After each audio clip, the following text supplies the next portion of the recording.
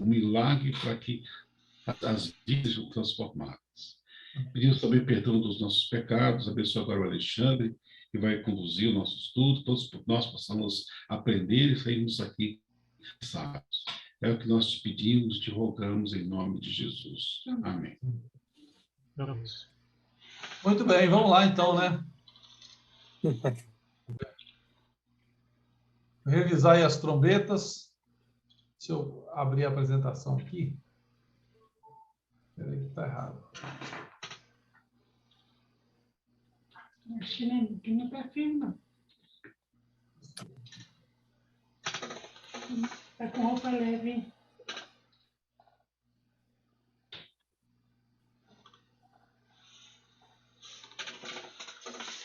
Eu vou compartilhar aqui, gente, só um pouquinho. Eu não estou achando agora. É essa aqui. Estão vendo aí? Sim. Né? Sim. Opa! Olha, apareceu a troca. Apareceu, está aí. Eu não trouxe a bicha ao vivo para tocar, mas está aí para... Só não veio a extensão.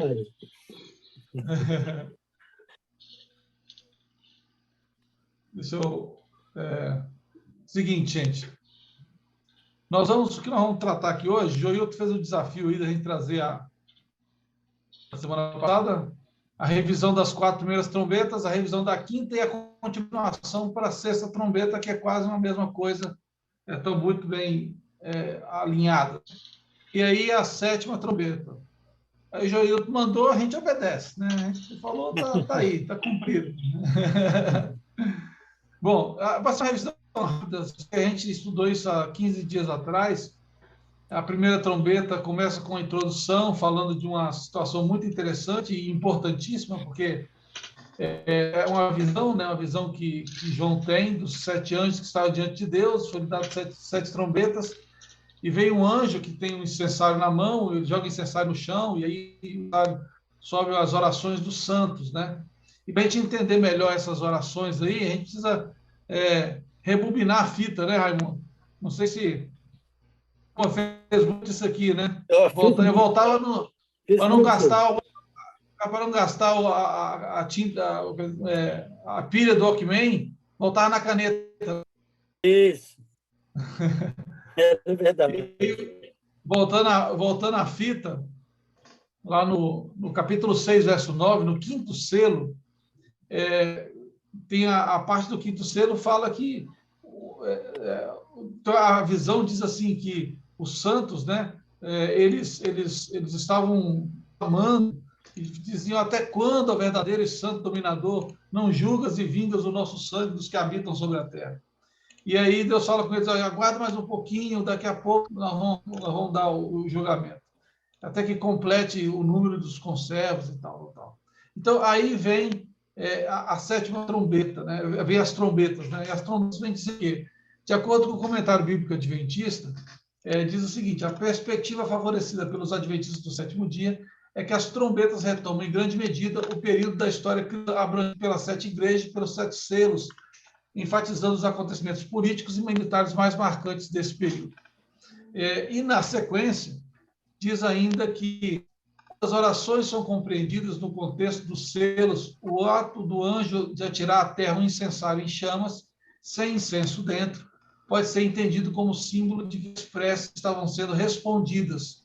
Os santos sofredores recebem uma resposta temporária, pois são instruídos a esperar até que o número de margens estivesse completo.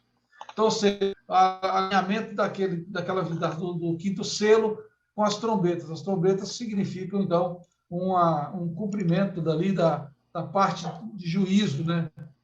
Trombetas, aí no finalzinho fala, as trombetas seriam o retrato de tais juízos. Essa segunda abordagem procura unir os selos e as trombetas, afirmando que as trombetas seriam a resposta de acontecimentos relacionados aos selos. Então, é como se as duas coisas estão bem ajustadas, né? Então, aí entra no assunto das trombetas. São trombetas, elas começam no capítulo 8, vai no capítulo 9, pulo 10, vai lá no finalzinho do 11, a 7ª trombeta. Entre a 6ª trombeta e a 7ª trombeta, de alguns acontecimentos que precisavam passar nesse intervalo, e depois nós vamos estudar sobre esses acontecimentos, entre a sexta e a sétima. Mas a ideia aqui hoje é fazer uma revisão dessas trombetas.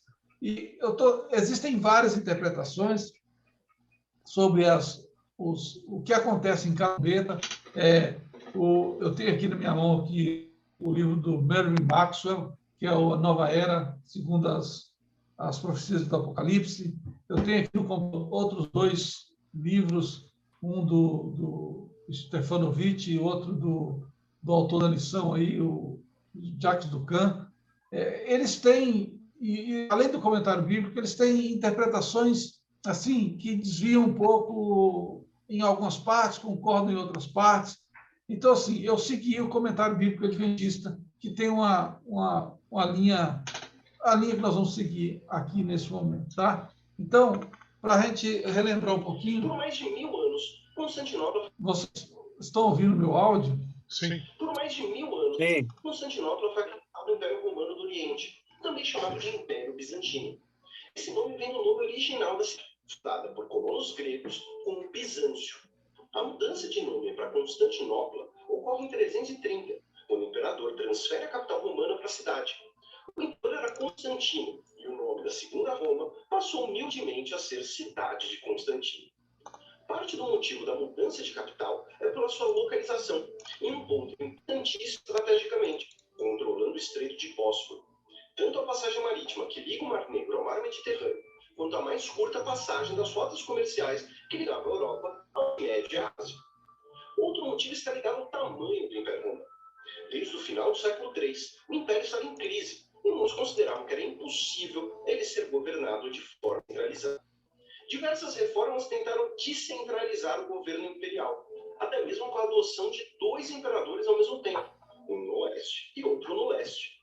Após a morte de Teodósio, o Império será definitivamente dividido em 2 por seus filhos, o ocidental, com capital em Roma, e o oriental, com capital em Constantinopla. O interessante é que esses termos são utilizados hoje, mas, para as pessoas que viveram nesse período, eles eram simplesmente romanos e viviam no Império Romano, em qualquer uma das metades séculos. Além disso, é com Bom, eu coloquei esse pequeno vídeo aí no início para a gente entender bem que existia o tamanho do Império Romano e como está difícil de ser administrado. Então, a gente precisa entender que, em um determinado momento da história, o Império Romano se dividiu em duas partes. O Império Romano do Ocidente, com a capital em Roma, e o Império Romano do Oriente, ou também conhecido como Império Bizantino, com a capital em Constantinopla. É importante isso, porque em determinado momento isso vai fazer muita diferença na hora de entender as trombetas. Então, assim, eu não coloquei aí nesse vídeo, eu não coloquei aí o endereço do YouTube, de onde eu tirei esses vídeos, mas os outros têm, são bem parecidos. Bom, de acordo com o comentário bíblico adventista, nós vamos seguir mais ou menos a ideia. A trombeta está em capítulo 8 de Apocalipse, capítulo 8, verso 7.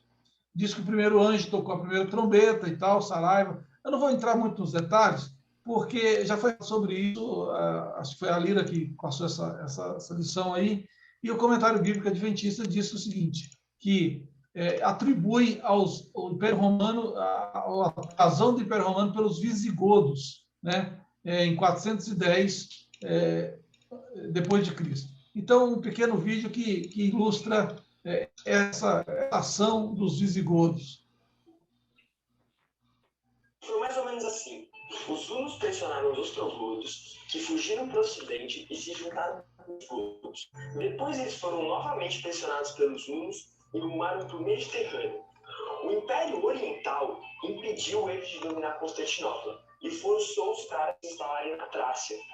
De lá, eles ainda foram para a Grécia e em 401 rumaram para a Península Itálica. Enquanto o Império Romano combatia os visigodos, rolou uma outra invasão. Em 406, suevos, vândalos e alanos atravessaram o Reno e devastaram a Gália, sendo que, logo depois, esses caras ainda também vão se expandir para a Espanha. Em agosto de 410, as forças dos visigodos conseguem tomar Roma. Durante 3 dias, a capital foi saqueada e incendiada, e a partir daí a coisa ficou mais complicada. Bom, então essa é a primeira incursão, né? Foi a primeira, porque assim as trombetas são juízos sobre aqueles que massacravam o povo cristão, o povo de Deus, né? Então nesse caso aí é o primeiro juízo contra Roma, foi cada trombeta dessa até a quarta trombeta, já seguindo a ideia do comentário bíblico, são pequenas machucados que eles vão colocando no Império Romano até a destruição do Império Romano. Então, essa primeira trombeta, as visigodos. A segunda e a terceira trombeta, eles associam a segunda trombeta aos vândalos e a terceira trombeta aos hunos, que a invasão de Átila sob o comando dos hunos, né? Em 451, 452 e 53 por aí. Então ele continua. Os visigodos também se expandem para a Espanha. Os vândalos cruzam o Estreito de Gibraltar e chegam até Cartago. Os burgúndios se estabelecem na Gália e até o Átila e o para pegar o seu pedaço. Mas em 452 o Papa Leão I deu uma nota para ele vazar. Vou te falar que foi feio, né? Então, aí o Átila, já nós assistimos filmes, né, do Átila, o Uno, né? Então ele é colocado nesse contexto aí como se fosse também a segunda trombeta os vândalos e a terceira trombeta os hunos. E aí nós vamos para a quarta trombeta, que é justamente o fim do Império Romano do Oriente, né? Que é justamente do Ocidente, que é justamente a última tacada, o último ataque que é feito, que aqui coloca como o ataque do Acro, né? O monarca bárbaro que dá o golpe final. Mas a brincadeira acabou em 476, quando Odoacro, chefe que servia como mercenário em Roma, tomou a iniciativa de derrubar o fraco imperador Rômulo Augusto. Desaparecia, então, o Império Romano dos... Então, nesse momento, acaba o Império Romano do Ocidente. Então, essas foram as 4 primeiras trombetas, a parte que a Lira trouxe para a gente. E aí, na sequência, fala dos 3 ais. Olhei e vi um anjo voar no meio do céu, dizendo com grande voz, ai, ai, ai, dos que habitam sobre a terra, por causa das outras vozes das trombetas dos 3 anjos que hão de ainda tocar. Ou seja, dizendo que vem coisa pior pela frente. Vem coisa pior pela frente. Então, aqui a gente precisa entender, né? O Império Romano era bem gigante, bem grande, então estava dividido em partes. A parte do Ocidente, com capital em Roma, foi destroçado, foi invadido, foi arruinado. Não é que acabou Roma, não. Lá continuam as coisas, mas o Império Romano, aquela força que tinha, foi esgotada ali naquele momento, quando o Odoacro invadiu ali, saqueou e ficaram por 3 dias estando com tudo lá. Bom, mas continua o Império Romano do Oriente com a capital em Constantinopla. Aquilo ali continua bem forte ainda. E aí vem a quinta trombeta, e junto com a sexta, fazer uma leitura aqui da quinta e da sexta. Junto, o Raimundo trabalhou a quinta trombeta na semana passada, 2 semanas atrás, e eu queria ver que alguém pudesse ler esses textos, porque, apesar de a gente já ter lido, mas a quinta e a sexta estão muito próximos, para a gente poder retomar aqui a partir da quinta trombeta. Quem pode ler para a gente aí? E o quinto anjo tocou a sua trombeta, e viu uma estrela que do céu caiu na terra, e foi-lhe dada a chave do poço do abismo. Abriu o poço do abismo, e subiu fumaça do poço, como a fumaça de uma grande fornalha. E com a fumaça do poço escureceu-se o sol no ar. E a fumaça vieram gafanhotos sobre a terra, e foi-lhes dado poder, como o poder que tem os escorpiões da terra.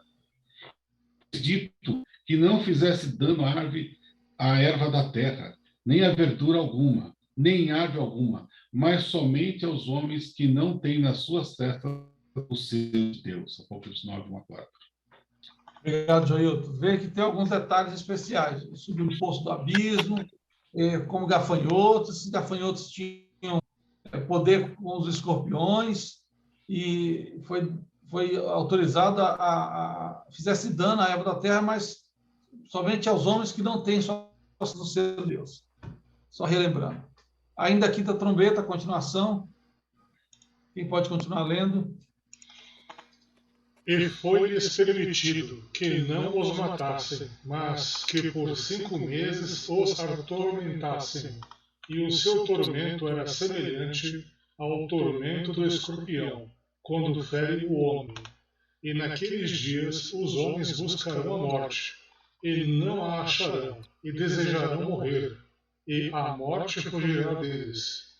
E o parecer dos gafanhotos era semelhante ao de cavalos aparelhados para a guerra, e sobre as suas cabeças havia umas como coroas, semelhantes ao ouro, e os seus rostos eram como rostos de homens, e tinham cabelos como cabelos de mulheres, e os seus dentes eram como de leões.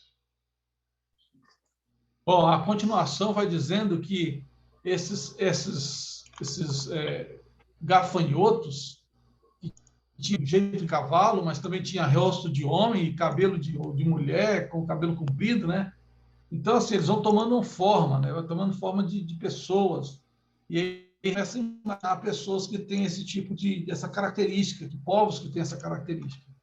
E fala que isso seria por 5 meses. E profecia, Raimundo já explicou isso 2 semanas atrás, tem a contagem dia-ano, né? 30 dias, 5 meses, 5 vezes 30, 60 dias ou 150 anos. Só para a gente entender esse detalhe. Aí vem o finalzinho da quinta trombeta.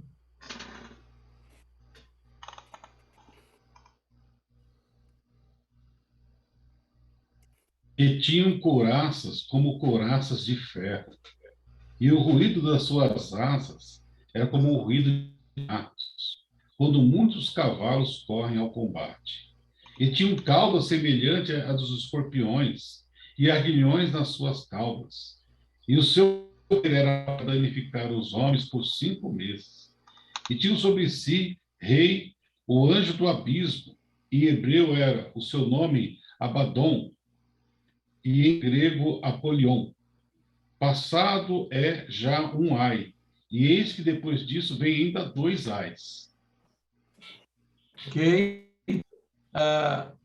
Vou seguir aqui. Bom, isso aí termina a quinta trombeta, né? Então, passamos aí, demos uma passada geral na quinta trombeta. É isso. Só lembrando aí que nessa parte da quinta trombeta, né? Esses símbolos aí todos, escorpião, abismo, né? Aquilo que o Raimundo já explicou para a gente, mas se de repente alguém não viu no dia, esses abismos, esses lugares desertos, né? No estudo anterior, nós percebemos que a nação que se caracteriza com esse abismo seria a Arábia, né? A Arábia tem se chamado Poço do Abismo, por causa dos seus desertos e áreas vazias, diferente do mar, que é uma multidão de gente. Quando a profecia fala de mar, a Arábia seriam áreas vazias, né? Essa ideia do que é esse abismo aí do que fala a profecia. E onde são localizados, né, Júlio? Exato. Exatamente. Aí a gente vai para a sexta trombeta, e daqui a pouco a gente junta as duas informações da quinta e da sexta. Vou ler aqui essa primeira parte. E tocou o sexto anjo a sua trombeta e ouviu uma voz que vinha das 4 pontas do altar de ouro que estava de Deus, a qual dizia ao sexto anjo que tinha trombeta: solta os 4 anjos que estão presos junto ao grande rio Eufrates. E foram soltos os 4 anjos que estavam preparados para a hora, e dia, e mês, e ano, a fim de matarem a terça parte dos homens.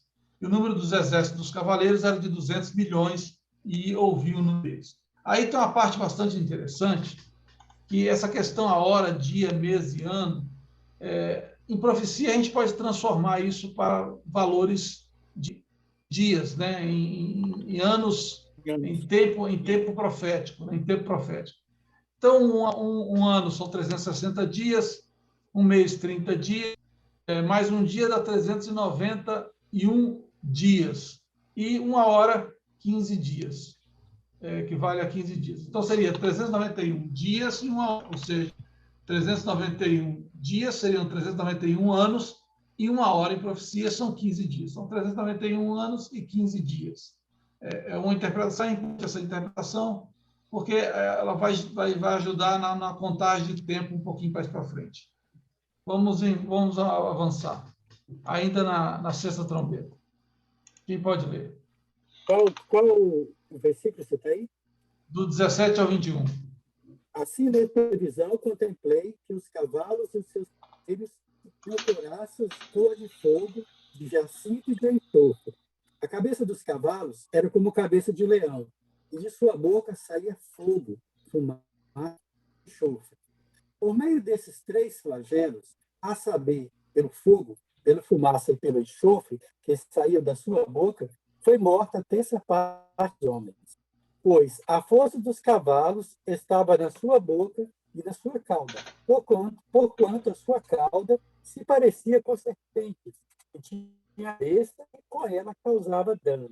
Os outros homens, aqueles que não foram mortos por esses flagelos, não se arrependeram das obras das suas mãos, nada de adorar os demônios e os ídolos de ouro, de prata, de cobre, de pedra e de pau, que nem podem ver, nem ouvir, nem andar. Nem ainda se arrependeram dos assassínios, nem das suas feitiçarias, nem da sua prostituição, nem dos seus furtos. Obrigado, Raimundo. Percebe que começa a ter uma certa semelhança entre as duas trombetas, a quinta e a sexta? Vamos avançar um pouco mais.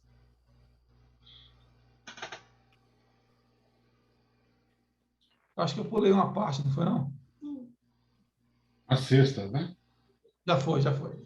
Então, aí, a trombeta e a sexta trombeta, de acordo com o comentário bíblico que a gente trouxe, que o Raimundo já trouxe na semana passada, existem duas interpretações para a quinta trombeta. Existem os que associam os gafanhotos com os sarracenos e a sexta trombeta com os turcos. Existe essa associação, mas existe também uma outra interpretação, que é a interpretação de Josiah Litch e Guilherme Miller. A de Miller foi aperfeiçoada por Litch, que traz o seguinte: o ataque dos turcos otomanos ao Império Bizantino.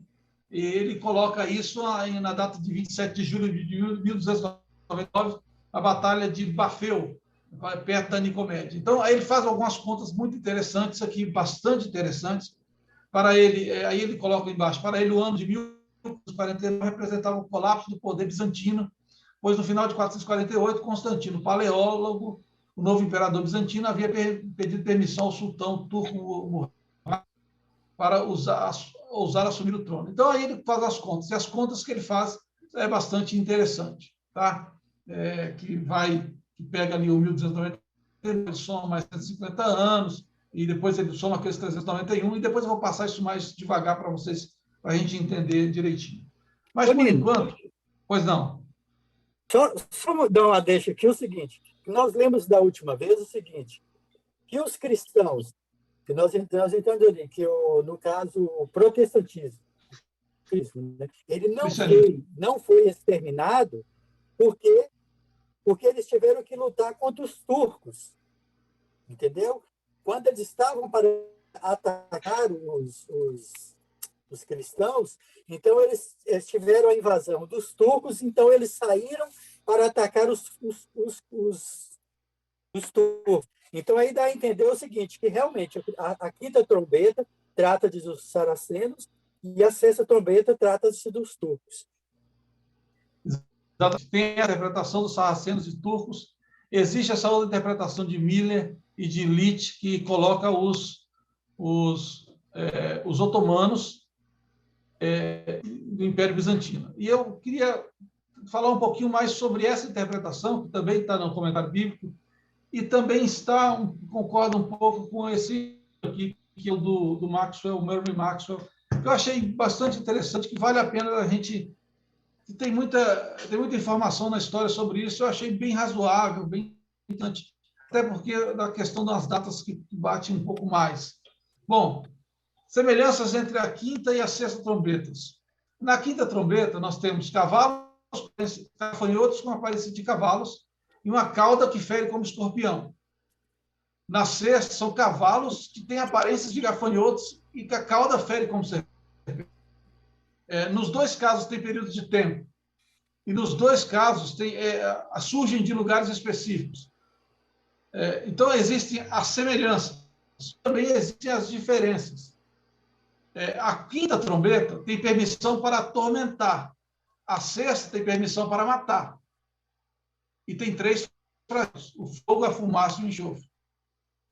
O período de tempo da quinta trombeta são 150 dias. O período de tempo da sexta trombeta são dia, hora, mês. 150 dias e outra 391 dias. 391 anos e 15 dias. Na quinta trombeta sai do abismo. Na sexta trombeta sai da margem do rio Eufrates. Então, essa Apocalipse sobre a nova era segundo as profecias do Apocalipse traz uma interpretação que concorda um pouco com essa de Josias Litt.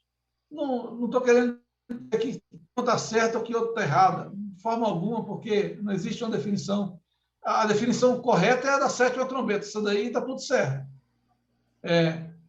Na trombeta, presenciamos um enxofre de gafanhotos voadores. João menciona o ruído feito por suas asas. Na sexta trombeta, observamos uma geração subsequente dos mesmos gafanhotos, mas eles parecem ser jovens sem asas, ou em cavalos, né? Como se fosse suas faces e cotovelos erguidos, dão-lhe o aspecto de cavalaria montada. O gafanhoto assim em pé, como se estivesse em pé, né? Avançam no estilo dos antigos exércitos, suas cores são berrantes, seu número é extremamente elevado, já diz ter visto 200 milhões deles. Sua capacidade destrutiva aumentou grandemente.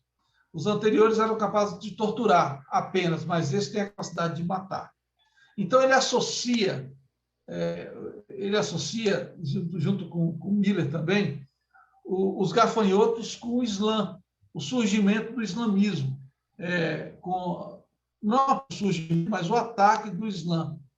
E aí eu fui buscar um pouco dessas informações para a gente entender um pouquinho como que foi que nasce ali. A gente até comentou um pouquinho sobre o estudo passado, Raimundo e Joilton falaram muito sobre o Islã, sobre Maomé e tal, como surgiu. Eu trouxe um pequeno vídeo para a gente ouvir um pouquinho sobre isso. Se rodar, né? Tomara que rode. Está buscando a informação aqui no... A cidade de Meca, certamente a mais importante da Península Arábica nesse tempo, abrigava uma construção cúbica chamada de Kaaba, que antes do surgimento do islamismo servia como um centro de culto para as várias tribos árabes. É bom ressaltar que estes povos eram em sua maioria politeístas, sendo assim eles veneravam vários deuses e espíritos, e acreditava-se nessa época que dentro da Kaaba estivessem reunidos os mais diversos deuses. Sendo assim, esse era um local bastante relevante para os daquela época. Dentre estas divindades,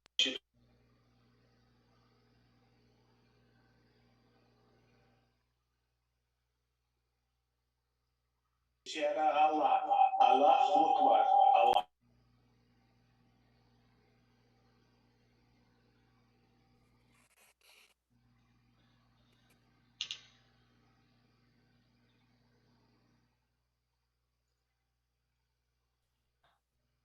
O áudio parou de sair. O meu também.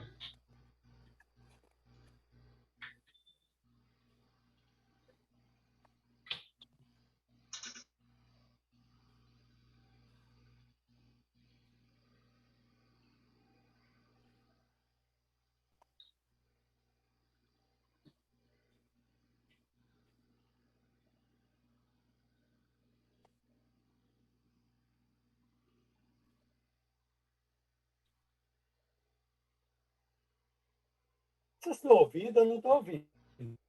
Sem áudio. Sem áudio.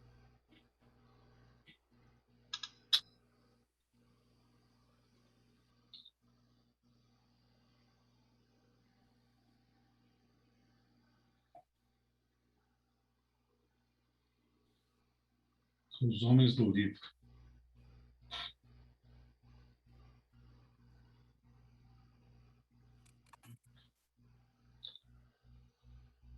Ô, Nino, tá sem áudio. Será que ele ouviu a gente? Acho que eles não estão ouvindo a gente. Foi no texto. Elias, deixa eu ver se eu consigo ver.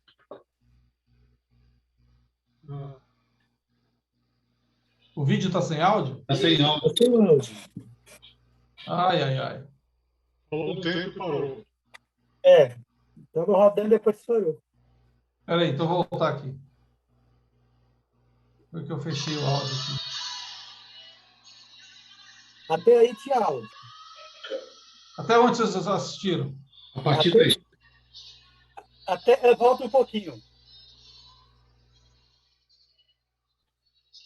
Não, vai mais agora. Isso aí. Isso. A cidade de Meca, certamente a mais importante nesse tempo, abrigava uma construção cúbica chamada de Kaaba, que antes do surgimento do islamismo servia como um centro de culto para as várias tribos. É bom ressaltar que estes povos eram em sua maioria politeístas, sendo assim eles veneravam vários tipos de deuses e espíritos, e acreditava-se nessa época que dentro da Kaaba estivessem reunidos os mais diversos deuses. Sendo assim, esse era um local bastante relevante para os árabes daquela época. Dentre estas divindades contidas na Kaaba, uma em particular começava a se sobressair ali no tempo de Maomé, sendo reconhecida como a maior entre as divindades. E este era Allah, Allahu Akbar, Allah é maior, diziam os Hanifs, monoteístas da região que não eram nem judeus nem cristãos. E Maomé, Muhammad em árabe, havia de se tornar o mais bem-sucedido dos Hanifs. Maomé nasceu em Meca por volta de 570 d.C. e pertencia à poderosa tribo dos Quraishitas, que era a mais poderosa tribo árabe deste tempo e controlava não só os interesses caravaneiros de Meca, como a própria Kaaba. Portanto, nós podemos dizer que Meca era praticamente toda dos Quraishitas. Embora pertencesse a essa tribo tão soberana, Maomé veio de uma família pobre e, para piorar, ficou órfão desde muito cedo. Dessa forma, ele foi educado por seu tio, Abu Talib, que também não dava muito bem de vida. Por isso, Maomé logo se viu obrigado a trabalhar no comércio de caravanas, como era de costume entre os Quraishitas. Daí, ele entrou para o serviço de uma viúva rica chamada Khadija e rapidamente tornou-se o seu homem de confiança.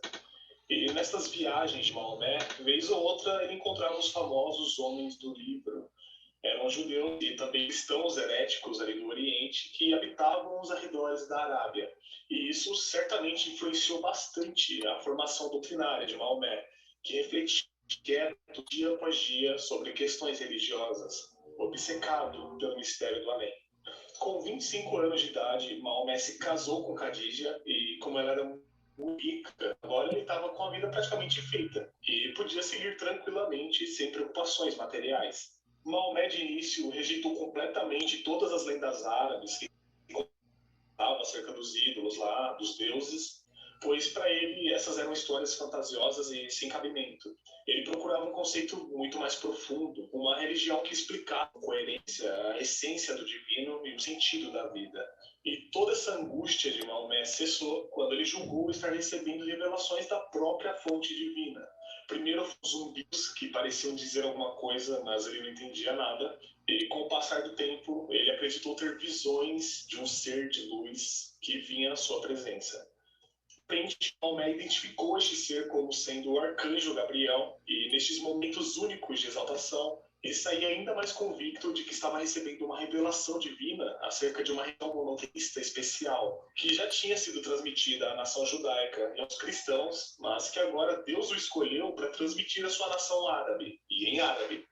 A princípio, Maomé ficou meio que com o pé atrás, receoso, mas Khadija, sua esposa, logo o encorajou a seguir nessa missão, o que faz dela a primeira mulher muçulmana. Com a conversão de sua esposa, Maomé logo se pôs a pregar, primeiro a seus parentes e seus amigos mais próximos, que formaram o seu primeiro grupo de discípulos, mas Maomé sabia que só conseguia fazer a sua nova religião com um número massivo de seguidores caso ele se lançasse ao povão. E foi isso que ele fez, mas foi aí que veio também a primeira decepção de Maomé. Pois quando ele chegou em Meca com essas histórias de revelação, de monoteísmo, de ressurreição e amor para com os pobres, ele acabou sendo rechaçado pelo seu próprio povo. Muitos acusavam Maomé de ter recebido tais revelações estando possuído por demônios. Mas, apesar do abatimento, isso não fez com que ele parasse com a pregação. Alguns árabes da cidade de Yatrib estavam em Meca nessa ocasião, e eles pareciam muito mais propensos a acreditar em Maomé do que os próprios concidadãos dele. Então, o líder dos muçulmanos resolve partir para Yatrib, pois era lá que ele via suas ideias prosperando de forma mais vertiginosa. E ele não poderia estar mais certo, pois essa imigração de Maomé para Yatrib em 622, chamada de Hégira pelos muçulmanos, seria um verdadeiro marco para o Islã, tanto que ela divide as eras no calendário árabe. Assim como para os cristãos, o nascimento de Cristo é o ponto inicial da nossa era, para os muçulmanos, a Hégira é o início do calendário deles. E Yatrib, nesse caso, vai se chamar Medina, que significa a cidade do profeta, ou simplesmente a cidade, pois foi lá o primeiro centro da propaganda religiosa e do governo islâmico. A partir daí, Maomé agora já era o chefe de uma comunidade muito promissora e com potencial de crescimento, mas acontece que os cristãos heréticos daqueles lados da Arábia não tão intransigentes ainda, e mais ainda os judeus, que não aceitavam de forma alguma a missão profética de um gentil. Logo, toda aquela ideia de pregação e conversão na base do convencimento era coisa do passado na cabeça de Maomé. Pregação era coisa de cristãos aventureiros, e para ele essa não era uma forma eficaz de conquistar pessoas e territórios para sua doutrina. Aos olhos de Maomé, a via mais eficiente era a da diplomacia, e se fosse preciso, mesmo a guerra era um meio válido. Eu coloquei esse vídeo, ficou até um pouco maiorzinho, mas para a gente entender justamente de onde vem a coisa, né? Veja bem que Maomé, ele recebe, segundo ele, uma visão do anjo Gabriel. A gente não sabe muito bem que não foi o anjo Gabriel que caiu a estrela do céu que Deus deu para ele, mas no final o historiador ele deixa bem claro, né, que ou era na diplomacia ou era na marra. Então esse é o pensamento do Islã que temos hoje: ou eu te convenço através da diplomacia, ou então vamos para a guerra, vamos matar, vamos resolver o problema. Bom, com base nisso, abrindo esse parênteses, a gente começa a criar uma linha do tempo. A linha do tempo é 476, começando de 476, fim do Império Romano do Ocidente. Em 527 foi o auge do período bizantino, do Império Bizantino, que é o do Oriente, onde eles conseguem reconquistar parte daquilo que foi perdido do Ocidente. E em 610, olha como é que a linha do tempo é a seguinte: 610, as primeiras revelações de Maomé. Tá? Bom, avançando. Aqui nós temos um outro trechinho de vídeo, acho que eu vou pular essa parte aqui, só mostrando como que foi a conquista, o crescimento nesse período aí. Agora, né? Indo já para o século XIV, a gente percebe que as coisas mudaram bastante, né? Depois de ser constantemente passado povos germânicos, persas e árabes, vindos de todos os lados por séculos, e até mesmo pelos cruzados no início do século XIII, o Império Bizantino se via na decadência. Daquele glorioso império do século VI, o que restava agora era apenas alguns vestígios de domínios bizantinos, principalmente na Anatólia, nos Balcãs e na Ásia, como você pode ver nessa imagem. Mas como nada é tão ruim que não possa piorar, surge agora uma nova potência na Anatólia, naquilo que hoje é a Turquia, que vai selar o destino do Império Bizantino. No rescaldo da desintegração do Império Seljúcida, um novo clã de guerreiros turcos infatigáveis começa a se expandir pela Anatólia, impondo desde o início a sua força sobre o desvalido Império Bizantino. Eles conquistaram as importantes cidades de Bruça, Nicomédia e Nicéia, conquistas essas que praticamente eliminaram grande parte das possessões bizantinas na Ásia Menor. Logo, esse emirado, liderado por Osman, iria ser chamado Otomano, justamente em homenagem ao seu primeiro chefe fundador. E conforme as novas conquistas territoriais dessa tribo turca iam acontecendo, se tornou tão conhecido e tão temido Império Otomano. Então, aí surge o Império Otomano.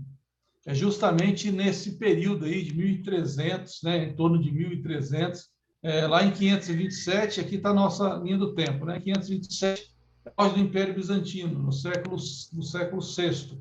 Mas quando vai avançando, Enquanto isso, paralelamente, ó, vai surgindo o Islã, porque no auge do Império Bizantino, alguns anos depois, vem as primeiras revelações de Maomé e ele começa a disseminar o islamismo. E aí vem o Império o vídeo que viu agora, e em 1299, o surgimento dos otomanos. Aí que vem essa interpretação de Leach, daquela que você apresentou de Uriah Smith, de Leach e de Graham Miller, né? E ele deu uma corrigida. Agora, é interessante que, se a gente der uma olhadinha na pesquisa, na história, nós vamos ver que os otomanos, eles surgem, eles fazem o primeiro ataque um pouquinho depois. Olha, a Batalha de Bafeu, que ele fala da Batalha de Bafeu, lembra que eu li lá no comentário bíblico? A Batalha de Bafeu não é em 1299, ela é em 1302, de acordo com algumas pesquisas que eu fiz aí. Então, o Wikipédia, por exemplo, diz que foi travada 27 de julho de 1302 entre o exército otomano sob Osman, o primeiro Osman, e o exército bizantino. Então, se a gente recoloca as datas, e aí o Maxwell faz isso bem feito, Bafeu 1302, tá? 1302. Porém, existe um outro detalhe interessante. Essa Batalha de Bafeu foi a primeira grande vitória do Império Otomano e teve grande importância na sua futura expansão. Então, é como se fosse assim, aqui começou a pancada dos otomanos em cima dos bizantinos, o primeiro marco. Então, ele coloca isso como se fosse a quinta trombeta. Essa seria a interpretação, a quinta trombeta. E lá fala de 150 meses, né? 150 anos. Então, se você pega 1302, aí vai ficar faltando um ano, né? 1302 com 150, ou 1303 com 150, vai dar exatamente onde? 1453. 1453, justamente a queda de Constantinopla. A queda final de Constantinopla. Foi justamente em abril de... Só que aí tem um detalhe, esse é o detalhe. É para bater certinho, não bate certinho porque está faltando um ano. Porque, veja, 1302 com 150 vai dar 1452. Essa é a interpretação que o Maxwell faz. Aqui, o Maxwell junto com o Leach, né? Mas veja bem. Quando Mehmed manda arrumar para o Bósforo centenas de navios que convoca em os continentes, dos 4 cantos de seu império. Tão grande quantidade de soldados que, inclusive, comentava-se em Constantinopla que os agressores eram 100 contra 1. Esse é o cerco otomano em cima dos bizantinos. As forças bizantinas em pouco mais de 7 mil defensores e as forças invasoras do Império Otomano em pelo menos mais de 100 mil homens, o que não deixa de ser uma grande vantagem para o lado otomano, né? Mas tão importante quanto tudo isso, para empreender a captura da cidade, tão famosa pelas suas muralhas, o jovem sultão também mandou construir um canhão monstruoso de 9 metros de comprimento, o maior já construído até então. E esse é um marco histórico importante, pois é neste momento da história que as muralhas, que há muito pareciam barreiras intransponíveis, começam a se mostrar não tão eficazes assim, numa era onde a areia pesada, como grandes canhões, teria um poder destrutivo suficiente para abrir brechas por onde o exército invasor poderia penetrar. Mas, ainda assim, diante de tantas adversidades, Constantinopla permanecia uma presa muito difícil. Com seus 200 mil habitantes e um exército disposto a lutar até o último homem, além de um possível reforço do Ocidente, que realmente veio através do apoio naval das repúblicas de Gênova e Veneza, o Império Bizantino pretendia vender barato uma derrota para os muçulmanos. O cerco se arrasta por vários dias, por um tempo maior do que o sultão Mehmed gostaria e até mesmo esperava. E o custo para sustentar um exército de mais de 100 mil homens não era brincadeira, ainda mais para os padrões daquela época. E, aos poucos, altos oficiais otomanos começam a se incomodar com a ineficácia da estratégia do sultão. Então, é aí que Mehmed resolve empreender uma operação que, à primeira vista, parece totalmente insana, mas que depois se revelou muito eficiente pelos seus resultados prodigiosos.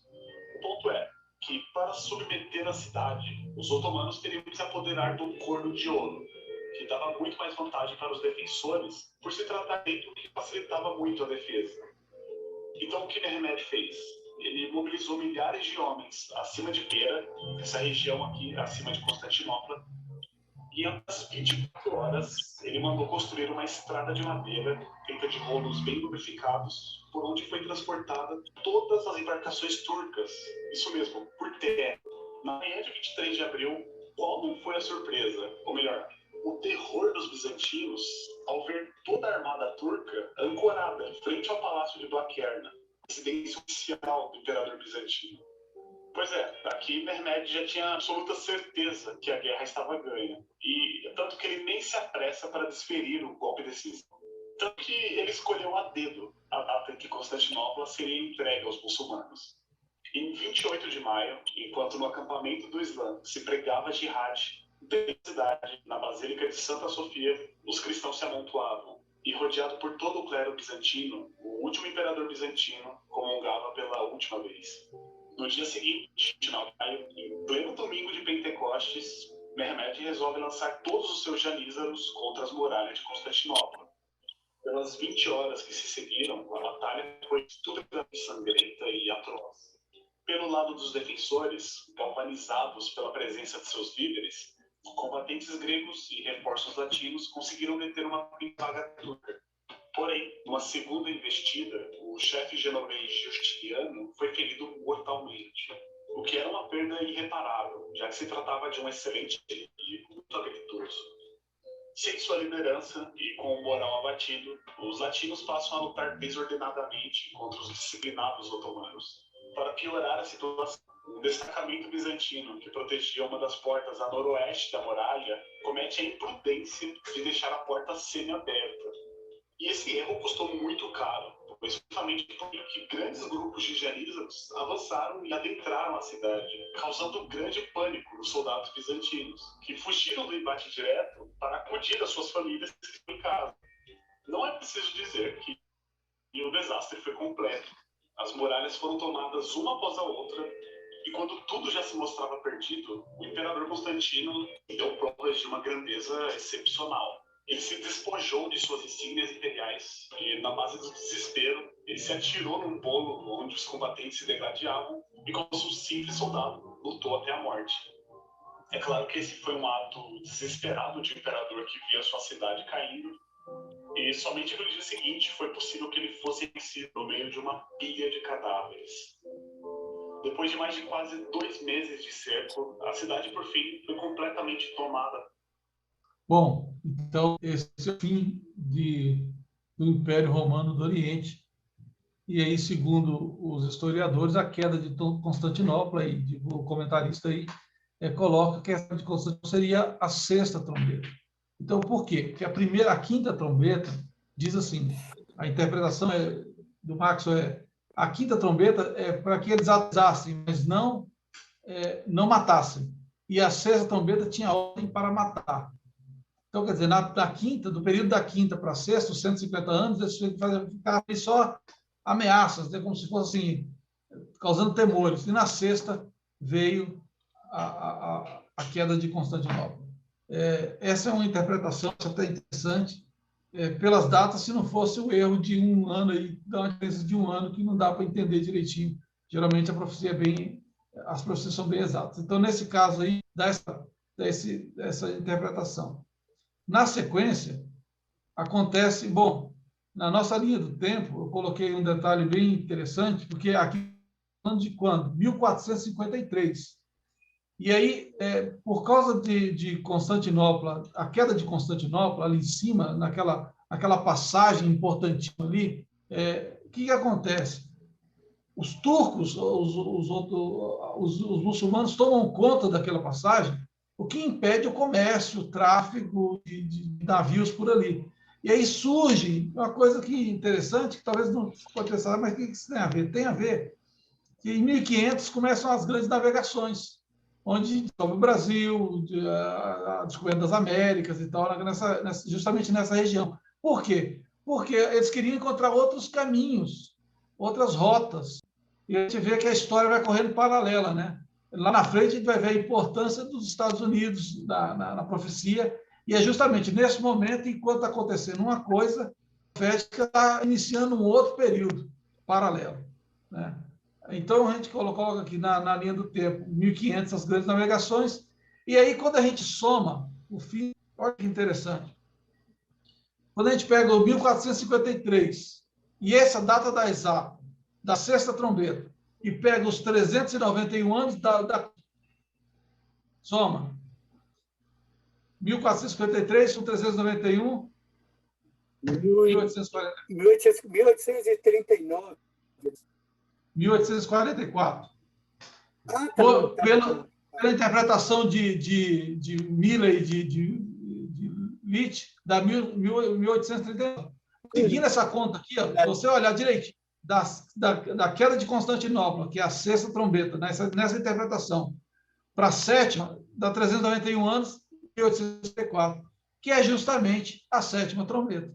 E a sétima trombeta, pois não, pode falar. E Ellen White, ela abona isso aí, viu? Que a sétima trombeta começou a tocar em 1844. Então, justamente sobre isso, que a sétima trombeta, o sétimo anjo tocou a sua trombeta e houve no céu grandes sons que diz: os reinos do mundo vieram a ser do nosso Senhor, do seu Cristo, e ele reinará para todos sempre. E os 24 anciãos que estão assentados em tronos diante de Deus prostraram sobre seus rostos para Deus, dizendo: graças te damos, Senhor, Deus Todo-Poderoso, que és, que eras e que hás de vir, que tomaste o teu grande poder e reinaste. E iraram-se as nações e veio a tua ira e os mortos para que sejam julgados. E o tempo de dares o galardão aos profetas, teus servos, aos santos e aos que temem o teu nome, a pequenos e a grandes, e o tempo de destruir os que destroem a terra. O julgamento. E abriu-se no céu o templo de Deus, e a arca da sua aliança foi vista no seu templo, e houve relâmpagos e vozes e trovões e terremotos e grande saraiva. Então, a interpretação da sétima trombeta é Cristo no santuário, na arca da aliança, fazendo o julgamento, né, começando ali o processo passando do santo para o santíssimo. Então, a interpretação do comentário bíblico diz que a fase final da obra de Cristo começou em 1844, por isso considero que o início da sétima trombeta aconteceu justamente nesse ano, quando Jesus vai para o santuário, entra no santuário celestial. E aí fica essa expectativa aí para nós, né? E essa visão diferente também um pouco, que eu acho bastante interessante. Aí um pouco as datas ali, a interpretação é basicamente parecida com a de Guilherme Miller, com as correções de Litt. São bem parecidas. Mas tem um ajuste de datas que eu acho mais interessante, com exceção dessa diferença de um ano que passa aí. Mas é uma visão onde a sexta trombeta, a quinta e a sexta trombeta são os humanos, onde a quinta trombeta é quando eles começam a encher a paciência dos bizantinos, e a sexta trombeta é quando eles derrubam Constantinopla de uma vez por todas. Comentários? Muito legal. Não, pode continuar, Elias. É muito legal aí. Eu sei que tinha uns detalhes que eu não conseguia enxergar, que eu não tinha acesso, mas foi muito legal. As informações novas eu vou estudar e continuar estudando. Muito obrigado. Show de bola, Elias. Eu acho interessante que que a gente muitas vezes esquece a história do passado. A gente está lembrando do presente e imaginando o futuro. E Deus ele vem nos trazendo para mostrar que nós temos que estudar a história passada, para a gente compreender o que está acontecendo no presente e o que vai acontecer no futuro. Então, se a gente não estudar a história no passado, a gente não vai compreender as profecias.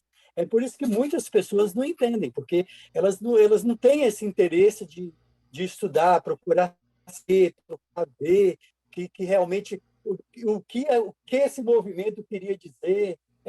Muita gente, por exemplo, passa pela história da França e passa batido ali, é normal, teria que acontecer, e não vê que aquilo ali também é profético, entendeu? Exatamente. Inclusive, tem alguns aqui, porque a quinta trombeta seria a Revolução Francesa, né? Existem várias interpretações. Dentro da nossa própria igreja, 40 vezes, existem várias interpretações de pessoas que não aceitam certos comentários. Quando você entra, por exemplo, nas 2.300 das manhãs, nós temos, acho que é o Ford, né? Ford, ele batia firme em certos detalhes que ele não aceitava, entendeu? E você procura estudar, faz igual você fez, pega o comentário bíblico adventista, pega outros comentaristas que fizeram os comentários e vai tirando as conclusões, entendeu? Ninguém é exato, nós não somos exatos, mas Deus é exato. Então, o importante, muitas vezes, pode falar. Uma coisa que ficou bem claro para mim é que a concordância das 7 trombetas, daí não tem muito questionamento. A 7ª trombeta é 1844, é a partir do momento em que da ascensão de Cristo no céu, né? No santuário celestial. Uma parte que eu queria passar, na minha opinião, cada trombeta tocada ao longo dos séculos, conforme o Nino passou aí, foram advertências divinas para produzir arrependimento. Advertências divinas para produzir arrependimento e salvação. Aqueles que não atentaram ao toque das pessoas sofreram os juízos de Deus, sem misericórdia, ao derramar ali aqueles que não atentarem, eles vão sofrer o juízo de Deus, que serão agora, os próximos atos que a gente vai estudar, são as últimas pragas, que são o derramamento das 7 últimas pragas. Mas as trombetas foram pontos marcantes na história, onde o juízo de Deus, de certa forma, foi executado. Juízos ali no povo otomano, juízos ali aquela região de Constantinopla, juízos em Roma. Então, juízos aonde Deus mostrou na linha do tempo, ele foi misericordioso e no tempo exato ele trouxe juízo sobre aquele povo. É isso aí. Bom, eu coloquei 2 textos aqui, um que o Raimundo mandou, que eu achei bastante interessante, e um outro que complementa esse, para a gente fechar. 4 poderosos anjos ainda estão segurando os 4 ventos da terra. É proibida de uma destruição terrível e completa. Os acidentes por terra e por mar, a perda de vidas constantemente aumentando por furacão, tempestade, desastre de estradas de ferro e guerras, as tremendas inundações, os mortos, os ventos, serão despertadas as nações para a luta mortal, ao passo que os anjos seguram os 4 ventos, proibindo que o terrível poder de Satanás seja exercido em sua fúria, até que os céus de Deus sejam selados em suas testas. E aí, esse texto está em meditação minha, consagração hoje, e um outro texto que complementa esse, diz, pouco antes de entrarmos no tempo da angústia, todos nós recebemos o selo do Deus vivo. Então, eu vi os 4 anjos deixarem de segurar os 4 ventos, vi epidemias, espada, nação se levantando contra a nação, e o mundo inteiro em confusão. Vi anjos indo aceleradamente de um lado para o outro no céu, um anjo com um tinteiro ao lado voltou da terra e referiu a Jesus que sua obra estava feita, e os santos estavam numerados e selados. Então vi Jesus, que havia estado a ministrar diante da arca, nesse período agora, né, a qual contém os 10 mandamentos, lançar o incensário, justamente lançar o incensário. Levantou as mãos e com grande voz disse, está feito. É isso, estamos muito próximos. E a grande confiança que nós temos é que, apesar das trombetas, a gente não ter exatamente uma certeza dos períodos, nós temos a certeza que Deus está no comando. Amém. Deus controla todos os momentos, os movimentos deste universo, deste mundo. A gente percebe as coisas acontecendo paralelamente, né? Veja que, enquanto os otomanos estavam ali dominando, estavam nascendo as outras nações que vão fazer parte da história final do mundo. Por exemplo, o surgimento dos Estados Unidos, a gente vai ver mais para frente aí. Então, assim, é impressionante como que Deus cuida de tudo, Deus cuida do... Eu estava conversando com a Thaís aqui hoje, justamente sobre isso, como Deus controla o macro e o micro, o coletivo e o individual. Né? A mesma forma que ele controla as nações, ele controla a vida das pessoas que estão tomando conta das nações, que vai dirigir o rumo desses planetas. Né? E nós podemos ver isso também, Nino, no estado político mundial. Nós vemos que não há mais aquele, como é que fala, aquele ajuntamento, o pensamento, né? É uma divergência grande no mundo político. E quando houvesse, o próprio Cristo falou, quando houvesse isso, estaria chegando ao fim. Quer dizer, o que nós estamos esperando? Estamos esperando simplesmente tocar a trombeta anunciando o evangelho eterno a todo mundo, esse evangelho sendo pregado a todo mundo, e aí Jesus já vai voltar, porque nós não temos mais nada a esperar desse mundo. Nada nesse mundo nos serve, nos presta mais. E os acontecimentos todos que nós poderíamos precisar já são precisos. Né? Hoje em dia, você pega a verdade, é como se diz, eu não lembro mais quem foi o poeta, que ele saía com uma lâmpada procurando um homem justo e não encontrava. Né?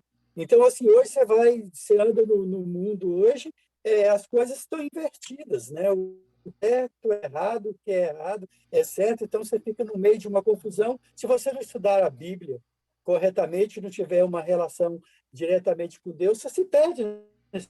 Então, você tem que estar com os joelhos dobrados e pedindo a Ele a compreensão, porque você está vivendo um mundo totalmente tumultuado, tanto político como religioso.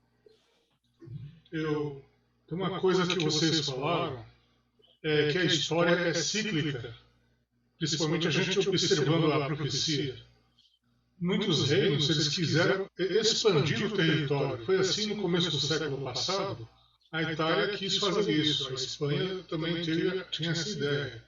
A Alemanha juntou com a Rússia, vamos dividir a Polônia, vamos expandir. Né? Mas tudo pedaços de história, e a história não ia parando. O Japão também, eu quero um pedaço da China e da Manchúria. E o que acontece? Parece que as crianças, quando uma criança ela pega o brinquedo de todos e diz, é meu, não quer dar o brinquedo para ninguém, nessa parte do expansionismo. E isso está se repetindo. E eu sei que não é para falar de política, mas a história está se repetindo de novo hoje.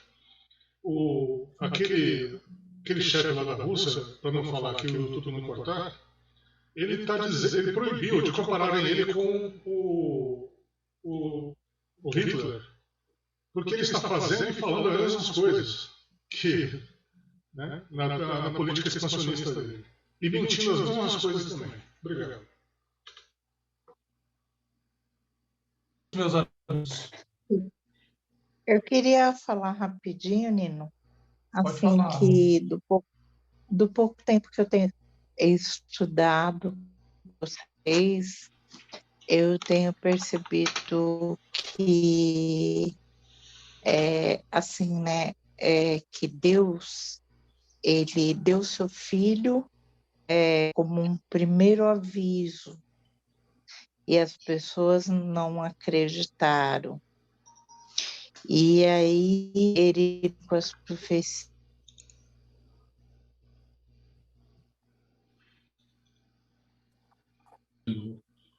Acho que travou aí. Travou a rua.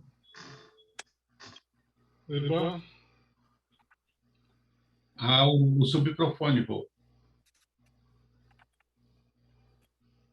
Travou. Irmã Rô, por favor, isso. Isso, é que o livro da Revelação, ele, além de serem selados, né, além de que as pessoas realmente acreditem em Deus, ele vem mostrar que ele é e quem manda é ele, e que o inimigo não terá espaço aqui. Isso aí. Deus comanda mesmo. Deus está no controle. Deus está no controle da história. Ele é o comando. Ele, a linha do tempo, esse lapso de tempo, ele está simplesmente revelando para a gente, conforme nós estudamos em tempos passados. Ele não faz nada sem antes revelar primeiro os seus profetas. Ele revelou, ele vai revelando. Essa semana passada mesmo estudou, né, a história de José. José, ele teve a revelação através dos seus de tudo que ia acontecer. E a mesma coisa, Deus não faz nenhuma coisa sem primeiro revelar aos seus profetas. A questão das trombetas mostra esses pedacinhos de juízo que Deus fez através do tempo. Existem, sim, vários estudos. Um tenta chegar mais próximo, outro estuda ali de uma forma com uma visão diferenciada, mas apresenta o juízo de Deus, né? Existe até também a visão futuricista, que é outra, bem diferente dessa, mas todas elas mostram o juízo de Deus e mostram que nós estamos próximos do quinto reino, o reino da pedra, quando ela vai ser cortada sem auxílio de mão e o reino de Deus vai ser estabelecido para sempre aqui na nossa terra. Eu acho interessante também é quando você vai no Velho Testamento, em todo o tempo, você vê que Deus falando que eu fiz o céu, a terra, o mar, tudo que nele há. Quando você vai para o Apocalipse, ele repete a mesma coisa. Então, ele está dizendo o quê? Eu criei tudo, eu sou dono de tudo, existe um usurpador, mas ele não manda. Ele só manda até onde eu quero. Se nós estudarmos a história de Jó, nós vamos compreender tudo. Porque tudo que Satanás fez com Jó foi por quê? Por Deus. Só que ele falou assim, não toque na vida dele. Não quero que você toque na vida dele. Mas você pode tocar nos bens dele. Então, Deus, ele como usurpador, ele tem muito poder. Eu não vou negar isso. Nós não podemos negar isso. Mas ele não tem poder de tudo. Porque o poder está nas mãos de Deus.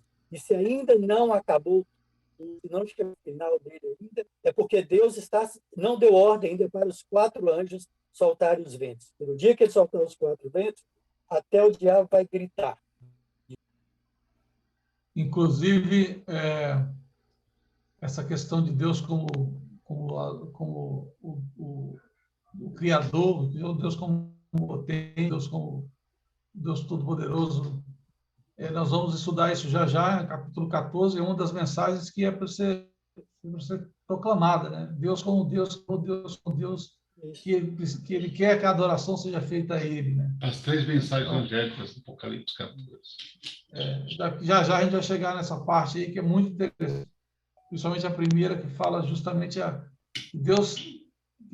o chamado para que nós venhamos a adorar a Deus, o Deus Criador, o Deus que fez os céus e a terra. E tem 3 mensagens ali que são fundamentais, fantásticas para nós. Vamos chegar lá, já estamos chegando. Acho que o homem apareceu aí com o violão aí, Jair. Olha aí, vamos ter música. A Lira chegou no final. Não, estava ouvindo. A praia estava boa e a Lira chegou, olha, cabelinho molhado, tomou banho. Mas eu estava assistindo. Né? Graças a Deus. Esse fazer uma perguntinha, Nino. Esse banho é proibido, Gustavo. Olha quem chegou aí. Eu quero fazer uma pergunta rapidinho. Não, eu estava assistindo o vídeo que o Nino passou aí, eu estava vendo aqui. Ei, deixa eu fazer uma pergunta para vocês. Segundo o pregador, que eu vejo falar assim, pega aquela parte de Mateus ali que fala do tempo do fim, e aí fala assim, guerra, fome, terremoto, parará, parará, parará, mas não é o fim. Então, isso não é sinal da volta de Jesus. Aí, quando chega ali, e esse evangelho será, né, pregado a toda a nação, a toda tribo, língua, e aí sim, né, será o fim. Aí a pessoa prega, porque guerra, sempre teve guerra, desde lá do Gênesis cita a guerra que Abraão foi lá livrar Ló e tal.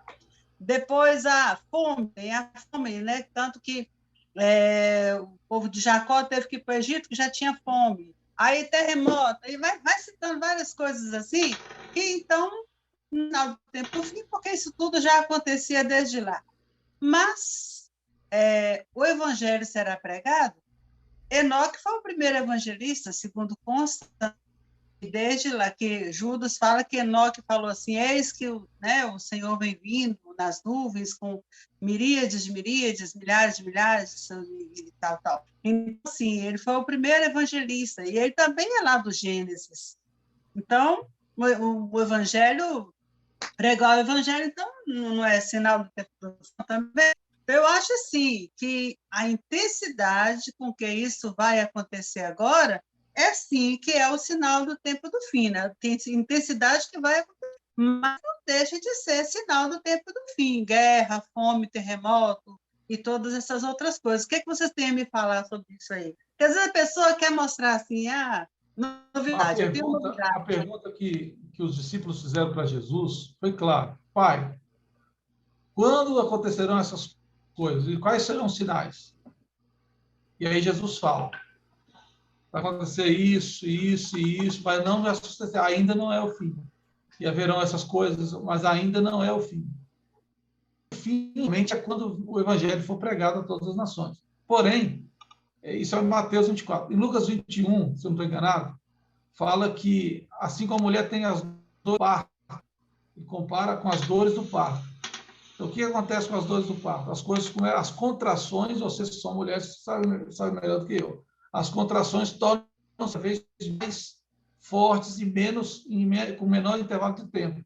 Então, o que eu entendo? O que a gente entende é que esses são sinais de Cristo, Jesus colocou como sinais, mas não é o sinal, o marco. O que é o marco? O marco é isso. O marco é a pregação do Evangelho.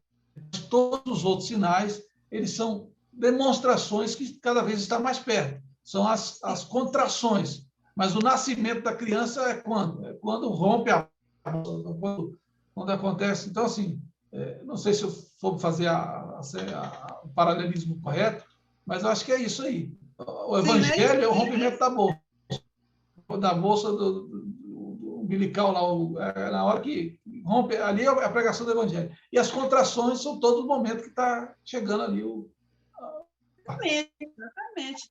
Como você disse aí, comparando aí com uma gestação, então, tem vários sintomas que a mulher sente durante toda aquele período de gestação. E o final é isso aí, como você disse.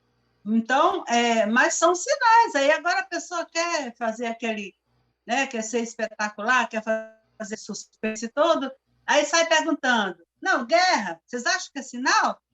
Fome, vocês acham? Não, deixa de lado. E fica aquela coisa, tudo é sinal, é um pacote.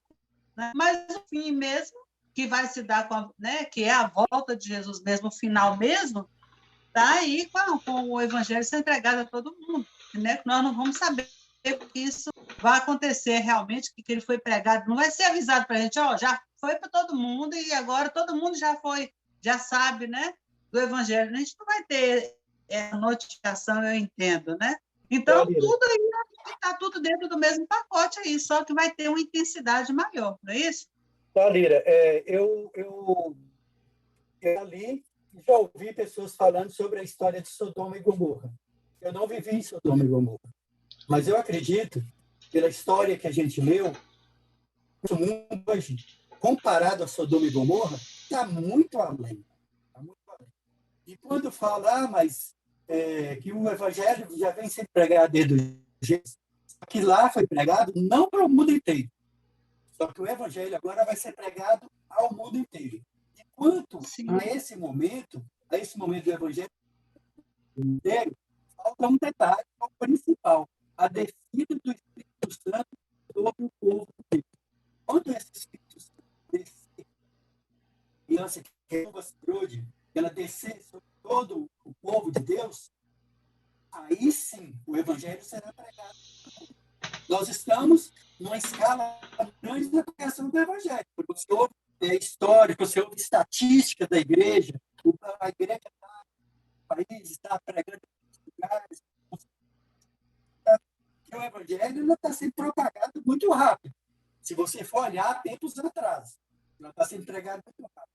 Mas esse evangelho só vai ser concluído no pleno quando é que o Espírito Santo descer sobre o povo de Deus.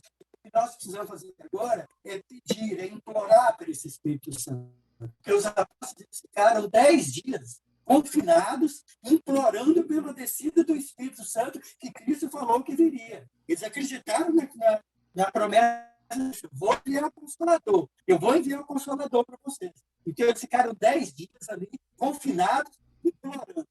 Isso nós ainda enquanto o povo de Deus não se confinar, não pedir, não implorar o Espírito Santo a Deus, esse Espírito não vai descer. Enquanto esse Espírito não descer, nós vamos estar sobre ele. Aí sim, quando esse Espírito descer, esse Evangelho vai ser proclamado ao mundo inteiro. Aí quem aceitou, aceitou. Quem não aceitou, está sobre isso que o Raimundo está falando, sobre isso que o Raimundo está falando, é interessante. Assim que Jesus, no capítulo 24, ele conta as 3 parábolas do capítulo 25. E a primeira parábola é das 10 virgens, que fala sobre o Espírito Santo. Então, assim, quando Jesus conta essas 3 parábolas, Jesus sempre conta as parábolas para ilustrar um ensinamento. Ele ensina uma coisa, a parábola para dar o reforço, a didática, né? E a primeira parábola é a das 10 virgens. Quem não tem o azeite não vai para a boda. E ter o azeite é fundamental. E depois ele fala depois tem mais 2 parábolas aí, dos talentos, né? É bom dar uma lida, mas essas coisas estão relacionadas. Quem são as pessoas que estarão preparadas? Espírito Santo, os talentos, você usa o Espírito Santo para desenvolver seus talentos, depois, bom, aí já é outro estudo. É interessante também anotar que São Mateus 24, ele fala que quando o evangelho do reino tocado a toda nação e povo, virá o fim. Iniciará os eventos do tempo do fim. Isso é importante notar. E esses eventos, eles têm aquilo que hoje o Nino passou, uma linha do tempo. Ele tem uma série de acontecimentos que vão ser desencadeados. Daniel tentou mostrar isso através não só da estátua, dos animais, Apocalipse através das trombetas, esses juízos que foram mostrados hoje, por exemplo, pelo Raimundo, pela Lira, pelo Alexandre, todos foram juízos de Deus. Nós sabemos hoje que nós estamos num momento muito próximo de olhar a profecia, se você olhasse de uma maneira macro, perto daquilo que o Raimundo falou, a angústia das nações. Nós estamos ficando angustiadas sem solução. Os governos estão assim, fervilhando, né? Uma ordem mundial que muitas vezes tinha um certo equilíbrio, por exemplo, agora nos últimos dias, o mercado financeiro, a balança mercantil, os juros na América, uma série de outros eventos, não só financeiros, mas políticos, sociais, né? Vários sinais mostrando que nós estamos próximos de um evento chamado a angústia das nações. E aí, quando o anjo te pegar o seu tinteiro e terminar, num dado momento, né, ele vai marcar aqueles que vão passar pela angústia de Jacó. E outros não. Depois que a gente estudar lá em Apocalipse 14, ouvi uma voz vindo do céu, depois das 3 mensagens angélicas, existe uma outra voz que diz o seguinte: bem-aventurados aqueles que descansam no Senhor, porque as suas obras o acompanham. Deus vai chamar muita gente de determinado momento para descansar. E vai ficar um número na terra que vai representar, que vai lutar, que vai passar a angústia de Jacó. E aí, tudo no final vai ser uma questão de adoração. Aqueles que aceitam e aqueles que não aceitam. Ninguém vai ser selado sem saber. Ninguém vai ter o selo da besta de baseada. Ele vai ter certeza que ele foi selado, que ele aceitou o selo da besta. Tá? Ele tomou decisão, né, Joilton? Exatamente. Então, vários eventos que mostram que já estamos no tempo do fim. E os últimos sinais, que nós estamos muito próximos agora, que a gente sente, vou comentar hoje no estudo, a angústia das nações. Nós estamos sentindo as nações angustiadas, querendo uma solução mundial, querendo uma solução dos problemas de econômico, de guerras. Elas estão conseguindo administrar. E aí talvez saia um grande líder, alguma grande ação, que são coisas que a gente estuda lá no livro Grande Conflito, que fala dessa grande ordem mundial que está próximo a surgir aí. E quem sabe a gente, oxalá, ver esses últimos sinais aí da volta de Jesus. Amém. Gostaria de fazer uma colaboração também. Faltou falar agora só da parte da que a ciência se multiplicará, que está em Mateus 24. Nós estamos com 10 anos de aniversário do Android 4. E já houve antes outras experiências com telefones que funcionam em qualquer parte do planeta. Agora com Elon Musk e o projeto dele da constelação de órbita baixa. E as pessoas vão poder ir numa loja e comprar um celular que se conecta direto com o satélite e falar de qualquer parte do mundo para qualquer parte do mundo. Eles chamam também isso de visão libertária, porque os governos vão estar limitando isso. As pessoas vão poder se conversar, se comunicar sem uma censura de governos.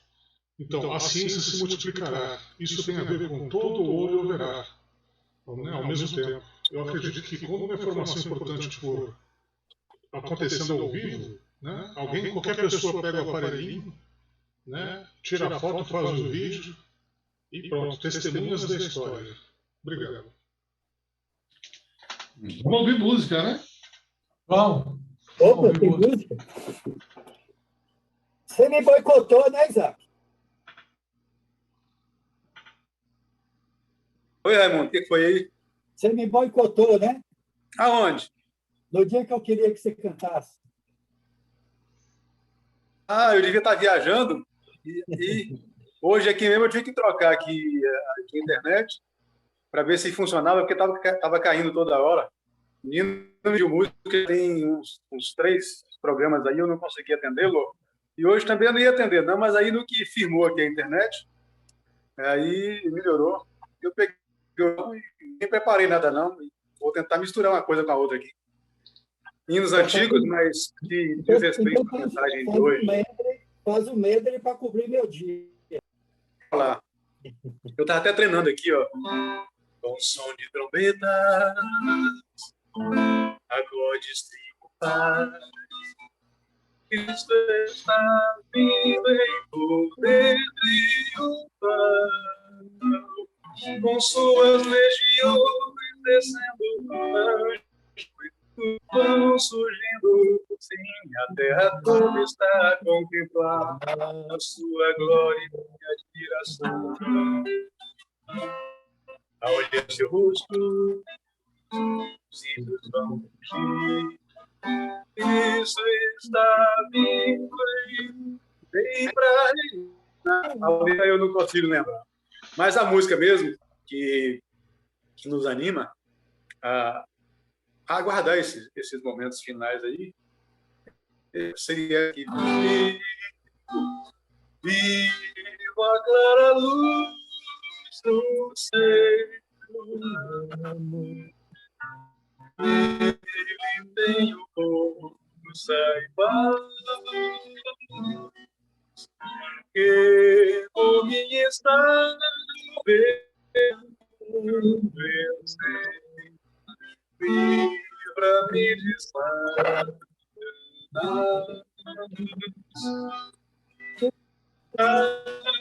eu tenho mais tempo, tu é viva a clara luz do céu.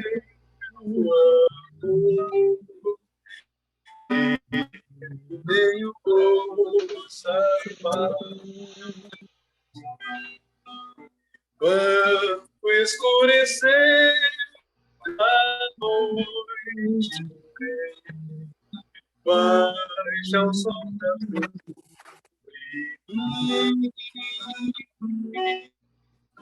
E eis que a clara luz do céu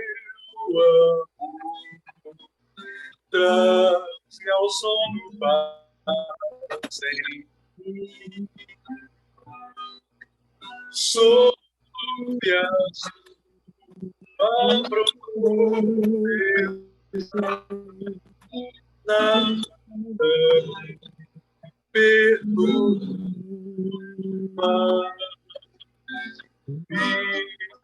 a clara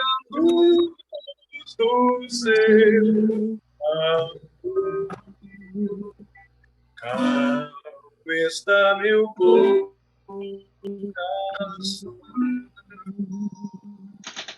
Lembrei que essa música aí vocês cantavam naquele conjunto lá, né? Benascer. O velho Coutinho preparou e colocou em vozes mistas, vocês cantaram. Com vocês a palavra. Muito bom mesmo. Essa música é muito bonita, né? Viva a clara luz. Quando se fala em evangelho, né? É a luz que o mundo precisa receber para tomar a decisão do selo ou não. Justamente, e o texto falou sobre isso, né? Essas trombetas, em 2 momentos, fala da escuridão, né? Que é a escuridão que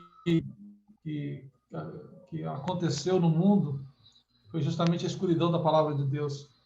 E muitas pessoas hoje estão escurecidas por não têm acesso ou não querem ter acesso ao conhecimento. A luz vem de Cristo, né? A clara luz de Cristo nos ilumine cada vez mais. Diz que a vereda do justo é como a luz da aurora, que vai crescendo, crescendo até tornar-se o dia perfeito, né? Vamos orar? Valeu, Isaac, pela música. Senhor, nosso Deus, muito obrigado, Pai, pelas bênçãos, muito obrigado porque Tu és a luz do mundo e nós precisamos refletir a luz para que outras pessoas venham conhecer mais sobre Ti. E sejamos luzes também, mas não luz própria, mas luz que refletem a luz de Cristo. Abençoe-nos nessa pregação do Evangelho, para que possamos pregar cada vez mais e possamos também receber a porção do Espírito Santo, para que possamos cumprir a missão que o Senhor tem para nós. E que estejamos, Pai, juntos naquele grande dia que o Senhor voltar, nós possamos nos encontrar contigo nas nuvens dos céus e possamos rever nossos queridos que nos deixaram, que ficaram para trás. Também estão descansando, mas confiando na promessa da ressurreição. Abençoe-nos, dê-nos uma boa semana. Nós te pedimos no nome de Jesus Cristo. Amém. Amém. Vamos tirar nossa foto, povo? Vamos lá. Amém. Opa, vamos lá. Diga X. Fica mais próximo. Vamos lá. 3, hein? 1, 2, 3. Pronto. Todo mundo com frio, capturado aí nas câmeras da Globo. Que doeu, hein? E doeu, né? Ô, Alira, você está com frio, Alira? Não, é porque tá tendo muito pernilongo aqui, muita sugunha. Ô, Alira, você está meio arrepiada. A Silvana não está cuidando direitinho de você, não, né? Cara, você que está aí abandonado aí, ó. Você que está longe aí do bem aí, ó. Aqui, minha filha, tem 6 dias dentro de uma casa, só sai para comprar comida e volta. Ah. Estou aqui ainda, insistindo.